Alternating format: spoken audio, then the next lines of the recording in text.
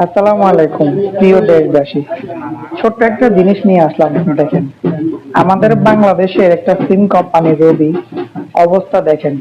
আমরা যখন বিগত সরকারের আমলে দেখেছি যে নেটের প্রাইস অনেকটাই কম ছিল, কিন্তু এখন এসে দেখলাম নতুন সরকার ক্ষমতায় আসার পরে মনে হয় একটা সুযোগ পেয়ে গেছে। দেখেন, কোনো অল্প টাকার কোনো প্যাকেজ নেই।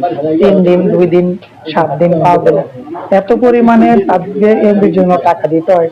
তার চাইতে ভালো ওয়াইফাই চালানো, মাসে 400 টাকা, 500 টাকা।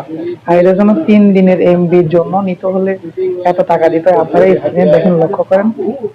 আমি মনে করি এমবি না চালাইয়া ওয়াইফাই কোম্পানিগুলো এমন একটা সিস্টেম তৈরি করুক যাতে সবার পকেটে পকেটে একটা করে ওয়াইফাই থাকে। দেখেন না অবস্থা কি, আপনারাই নিজেরাই দেখেন যে এরা মানুষকে কিভাবে ঠকাইতেছে। এত টাকা নিয়ে সাধারণ মানুষকে জনগণের টাকা লুটে পুটে নিচ্ছে।